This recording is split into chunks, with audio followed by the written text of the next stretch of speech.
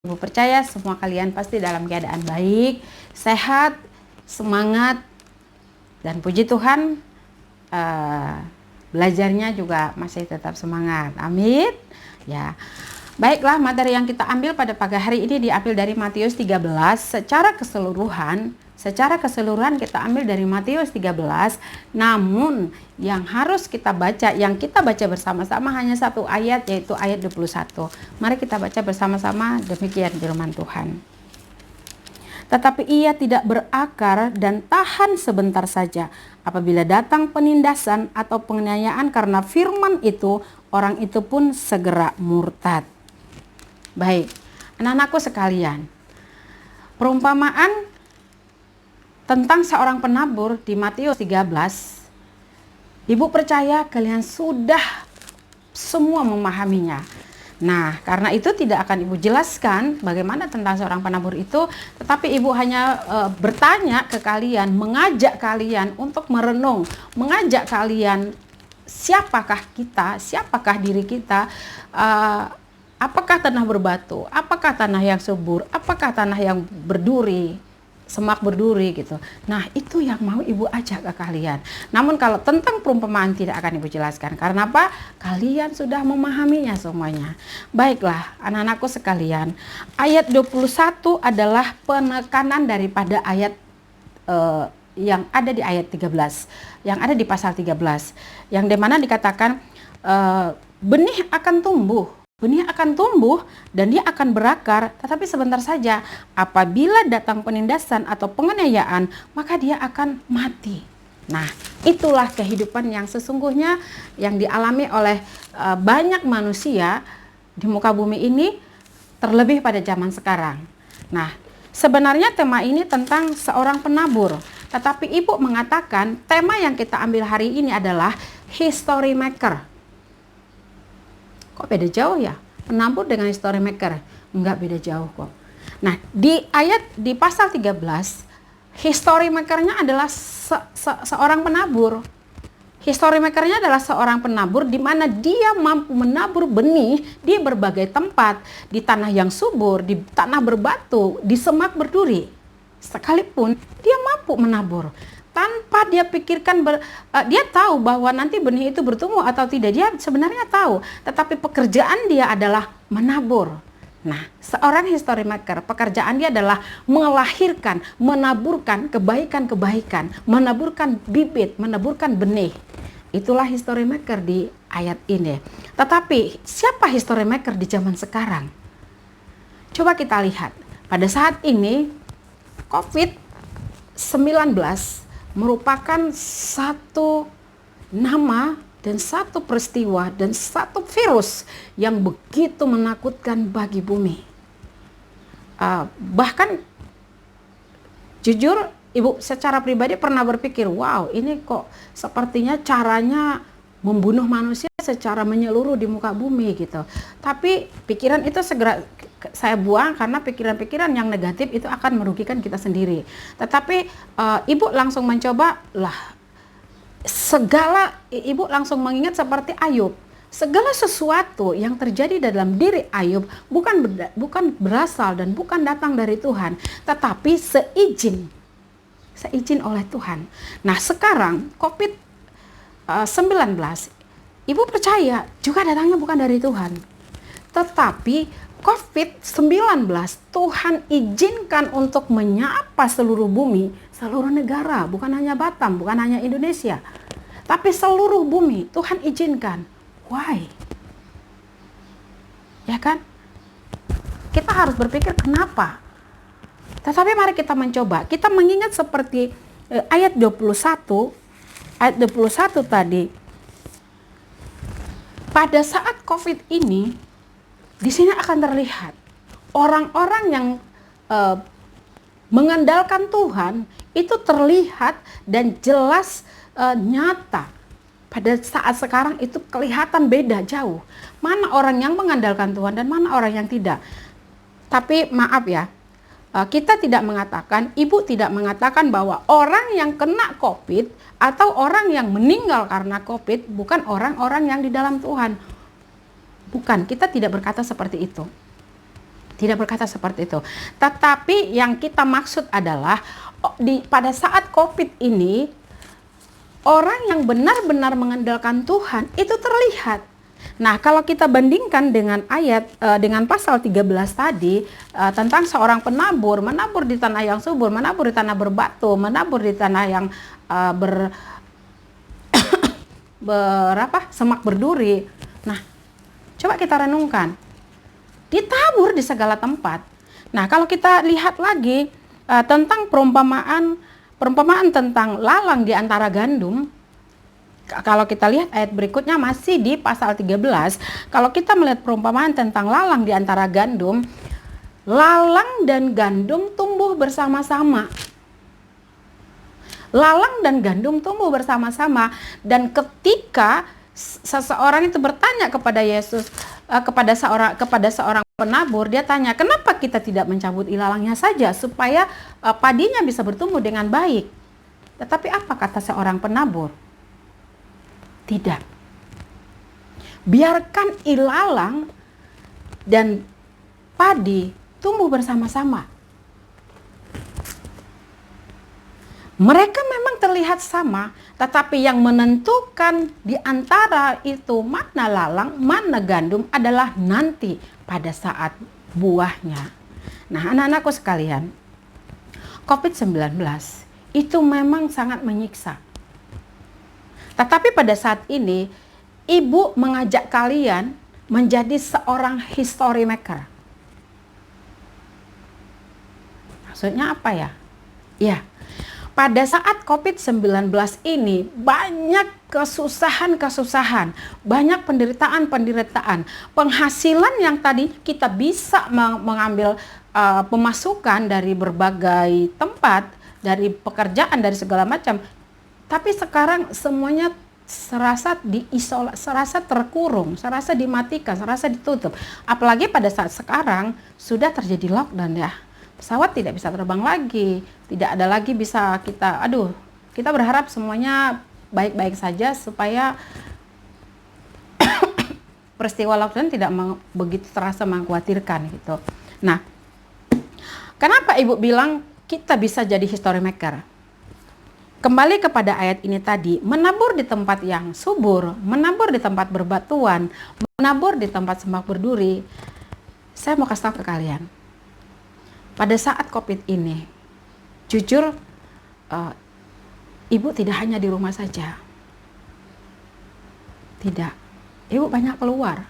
Tetapi saya melakukan protokol yang pemerintah sudah anjurkan. Ibu banyak berkomunikasi dengan beberapa para hamba Tuhan, berkomunikasi dengan beberapa anak-anak seusia kalian. Wah, itu penderitaan cukup banyak. Tapi kita berkomunikasi lewat video call, lewat Zoom, lewat WhatsApp, lewat telepon. Dari situlah Ibu mendapatkan, wah, betapa banyaknya penderitaan gitu. Nah, Ibu teringat ke ayat ini. Ada tanah yang subur, ada tanah berbatu, ada semak berduri. Kenapa Ibu teringat? Di tanah berbatu dia bertumbuh, di tanah yang subur dia bertumbuh berkali lipat, di semak berduri dia juga bertumbuh. Tapi bagaimana pertumbuhan itu bisa bertahan lama, itu yang harus kita lihat. Nah, pada saat COVID ini, sekali lagi, Ibu tidak mengatakan COVID ini datangnya dari Tuhan, tetapi COVID-19, Ibu percaya kalau ini seizin Tuhan. Lalu kenapa Tuhan izinkan? Kenapa Tuhan biarkan? Bukankah begitu banyak sudah korban? Ya kan? Nah, yang mau Ibu saksikan dalam keadaan COVID ini, banyak anak-anak Tuhan yang bangkit. Gereja ditutup, tetapi hamba Tuhan semakin cerdas, semakin berhikmat, semakin bijak. Mereka buat ibadah online. Sekolah ditutup, belajar dari rumah. Orang tua selama ini kurang waktu dengan anak, tetapi dengan seperti ini, wah, kalian bisa juga rasakan bagaimana keintiman kalian dengan keluarga pada saat ini. Selama ini kurang waktu. Bahkan Ibu pernah ingat, di antara kalian ada yang mengatakan sambil menangis, Bu, yang kami inginkan sebenarnya hanya satu, ada berkomunikasi dengan Bapak dan Mama. 5 menit aja satu hari, sudah senang hatiku. Bertanya bagaimana kita. Nah, sekarang karena COVID, kalian hampir 24 jam bersama keluarga. Ya kan? Saatnya keluarga kita direformasi. Ada kan hubungan yang lebih intim lagi dengan keluarga. Kemudian, ekonomi, puji Tuhan, banyak yang naik. Bohong, Bu? Ya, mungkin kamu bilang bohong. Tapi Ibu punya beberapa fakta, bahkan di antara anak-anak yang seperti kalian, ada yang menjadi pahlawan dalam keluarganya. Caranya seperti apa? Seusia kalian, masih kelas 2 SLTA. Masih kelas 2 SLTA, caranya seperti apa? Yang tadinya mamanya hanya bekerja di warung makan, papanya ngojek. Sekarang nggak bisa. Warung itu tutup, papanya nggak bisa ngojek. Sementara kebutuhan harus tetap berlanjut. Dan suatu ketika dia WhatsApp saya, Bu, mau beli bawang nggak? Mau beli cabai nggak? Wih, saya kaget. Kamu punya siapa itu yang kamu dagangkan? Dia bilang apa? Kemarin seperti yang Ibu sarankan, harus kreatif, manfaatkan teknologi. Nah, saya kepikiran, kenapa nggak saya online aja? Yang tadinya mereka tidak pernah berjualan, anak yang kelas 2 SLTA ini melakukan itu. Dia menjumpai seorang tokeh, lalu dia katakan, saya ambil bawang 5 kilo, saya ambil cabai 2 kilo, saya ambil tomat 5 kilo, tapi saya bayar 2 hari kemudian. Jujur Ibu sangat gimana ya ketika mendengarnya itu, wah amazing kan, terharu, saya menangis. Dan ketika saya tahu dia menawarkan itu, saya bilang oke, nanti saya datang ke rumahmu. Tapi dia bilang, oh tidak usah Bu, kami antarkan, Ibu pesan apa? Coba, anak tadi yang berusia 17 ya, masih kelas 2 SLTA, menjadi seorang pahlawan di dalam keluarganya. Dia ngantarin pesanan ke rumah-rumah, dia ngantarin, tapi saya memang ingatkan, nak, kamu harus ingat protokol gitu, pakai sarung tangan, pakai masker, pakai lengan panjang, pakai helm. Dan dia melakukan itu. Puji Tuhan, pada saat ini ekonomi orang tua dia malah semakin baik daripada sebelumnya. Luar biasa kan. Tetapi sebaliknya, memang kita tahu selama COVID ini, puji Tuhan, Ibu terlibat dalam beberapa bakti sosial, dan di situ Ibu melihat bagaimana penderitaan itu benar-benar mencekam bagi sebagian keluarga. Nah, di sini yang Ibu lihat, yang mau Ibu sarankan ke kita secara keseluruhan adalah COVID-19 Tuhan izinkan, itu nggak lebih kurang adalah hanya satu. Tuhan punya rencana. Tuhan punya rencana atas saya. Tuhan punya rencana atas bumi. Tuhan punya rencana atas Indonesia. Tuhan punya rencana atas kamu. Apa yang Tuhan rencanakan atas diriku? Apa yang Tuhan rencanakan atas kamu? Apa yang Tuhan rencanakan atas Indonesia? Dengan adanya COVID ini, pasti ada. Nah, Ibu mau ngajak kalian, satu, ya,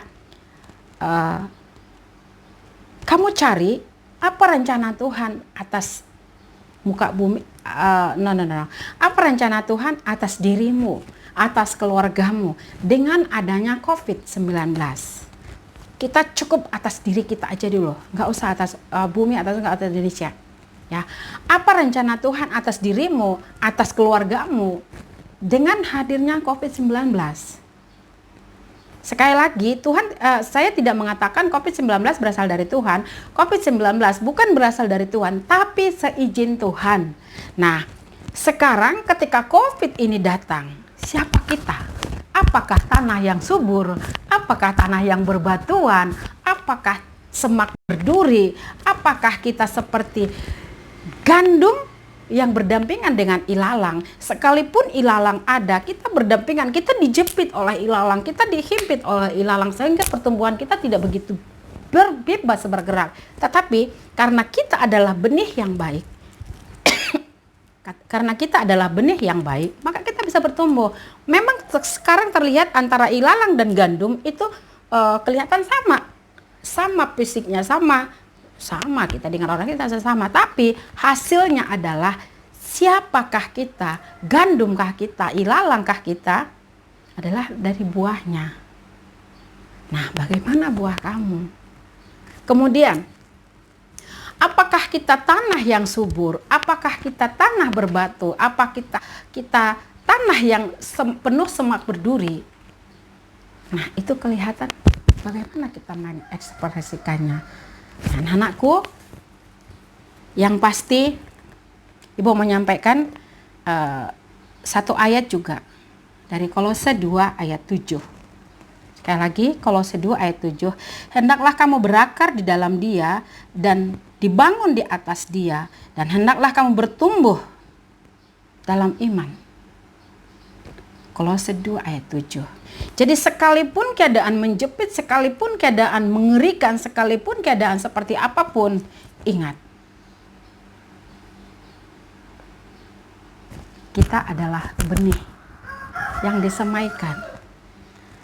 Apakah kita disemaikan di semak berduri, di tanah yang subur? Ayo, tentukan dirimu. Tentukan diri kita. Yang pasti satu, Ibu mau sampaikan satu. Tuhan punya tujuan atas hidupku. Tuhan punya tujuan atas hidupmu, atas keluargamu. Yang kedua, Tuhan ingin supaya saya, supaya kamu, supaya kita mempercayai dari tujuan atau rencana Tuhan di dalam hidup kita. Sekali lagi, yang kedua adalah Tuhan mau supaya saya dan kamu, supaya kita percaya atas rencana dan tujuan Tuhan dalam hidup kita. Oke, yang ketiga, Allah memberikan hikmat. Allah memberikan hikmat kepada saya. Allah memberikan hikmat kepadamu. Supaya saya, supaya kamu, supaya kita mengetahui isi hati Tuhan. Isi hati Tuhan itu apa terhadap diriku? Isi hati Tuhan itu apa terhadap dirimu? Isi hati Tuhan itu apa terhadap keluargaku? Apa terhadap keluargamu? Tuh, oke? Kemudian, yang keempat adalah bagaimana supaya tujuan itu bisa tercapai, bagaimana supaya tujuan Allah yang ada di dalam hidupku, yang ada di dalam hidupmu tercapai. Tujuannya, caranya hanya satu. Seperti apa? Fokus pada apa yang Tuhan inginkan. Fokus pada apa yang Tuhan inginkan. Dan percayalah, seperti Kolose 3:27, percayalah bahwa siapa yang fokus pada isi hati Tuhan itu tidak akan pernah merasakan kekhawatiran, merasakan kekalahan apapun. Bukan berarti orang yang percaya Tuhan tidak akan menderita. Bukan itu maksud Ibu. Tetapi maksud Ibu adalah bahwa orang-orang yang fokus pada hati Tuhan itu mengerti rencana Tuhan, dan dia tahu sekalipun pada saat ini kita menderita, sekalipun kita saat ini mungkin banyak orang yang merasakan aduh di rumah aja stres nggak teman bla bla bla dan sebagainya. Tetapi ingat, fokus pada apa isi hati Tuhan, apa ada perencana Tuhan di hatimu, apa rencana Tuhan di hidupmu, di hidupku. Kalau kita fokus pada itu, kita pasti tahu kenapa Tuhan mengizinkan COVID ini masih menyapa. Tapi kita percaya suatu saat COVID ini akan berakhir. Kenapa? Ya, kalau kita lihat sejarah di dalam Alkitab, semua penderitaan ada akhirnya kok. Semua cobaan ada akhirnya. Yang air bah zaman Nuh ada masanya, 40 hari 40 malam. Nah, ini juga pasti ada akhirnya. Tetap percaya dan